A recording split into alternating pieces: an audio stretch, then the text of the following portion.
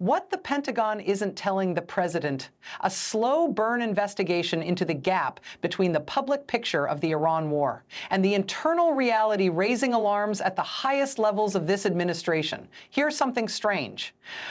The Vice President of the United States, the second most powerful man in the country, the man one heartbeat from the Oval Office, has been privately, quietly asking questions that nobody in his own administration wants to answer in public. Not about the economy, not about immigration, about a war, about whether the American military is telling him the truth. That's where we start tonight. Not with a leak, not with a whistleblower.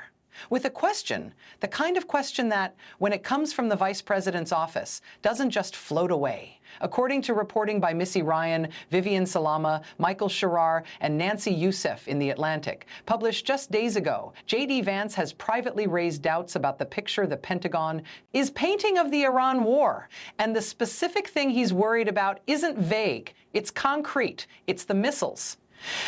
Consider what it means for the second-ranking official in the United States government to not trust his own military's reporting. That's not a policy disagreement. That's not a difference in tone.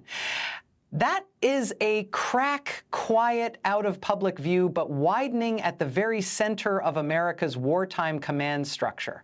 To understand why this matters, you have to go back a few steps.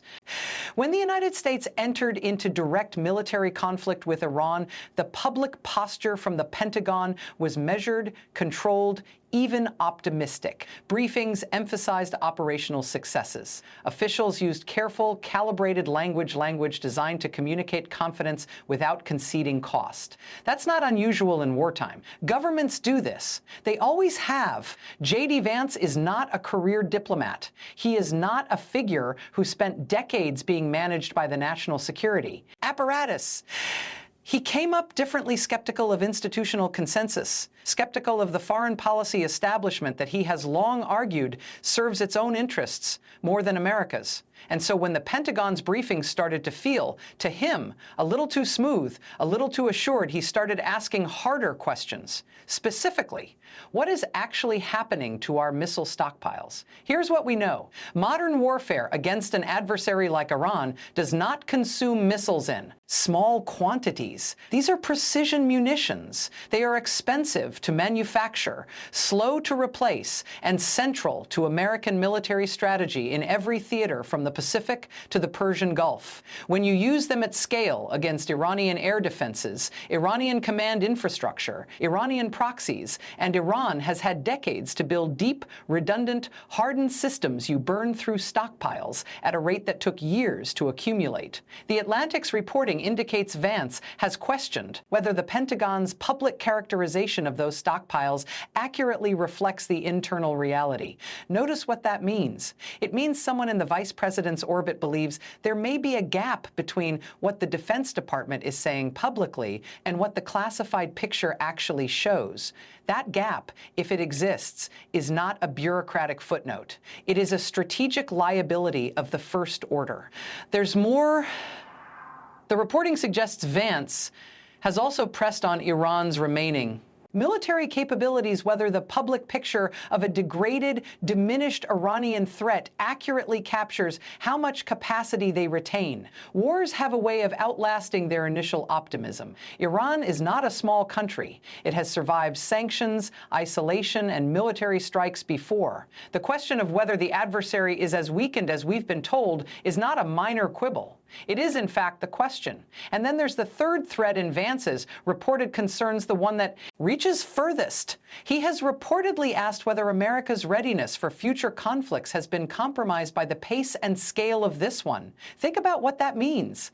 While the United States is engaged in active combat operations against Iran, the stockpiles, the logistics, the weapon systems that would be needed if something else ignites in the Pacific along NATO eastern flank, anywhere are being drawn down, quietly, officially, with optimistic public statements standing in front of it.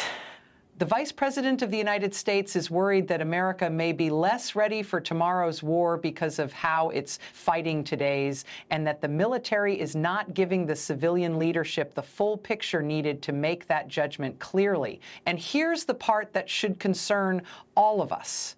This is not just a question about one vice president's anxieties. This is about the structural relationship between the uniformed military and elected civilian leadership, a relationship that, in a democracy, is supposed to run in one direction. Civilians set policy. The military executes it and provides honest counsel. When that counsel becomes managed, shaped, optimized for political palatability rather than operational honesty, the people making the decisions, including the decision to continue or expand or de-escalate a war, are flying partly blind. We have seen this before.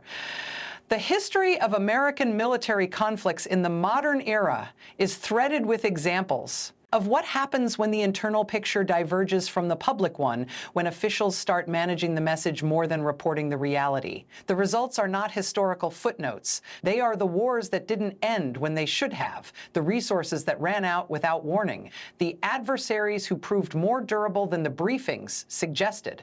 J.D. Vance, regardless of what you think of him politically, is raising the right question. The question is anyone giving him a straight answer? Two things remain unresolved and worth watching. First, how severe is the actual shortfall? The reporting tells us Vance has doubts, but it does not tell us whether those doubts had been confirmed, partially confirmed, or quietly managed away. The classified picture of American missile inventories and readiness posture is by definition not available to the public, which means the gap the one Vance is reportedly worried about may be larger or smaller than any of us can assess from the outside. What we know is that someone at the very top believes it exists. That alone is significant. Second, what happens next if Vance's concerns turn out to be warranted? A vice president who believes his own Pentagon has been less than fully honest with him about a shooting war is not a vice president who is going to quietly let it go. Watch for personnel changes. Watch for shifts in how the war is described in public.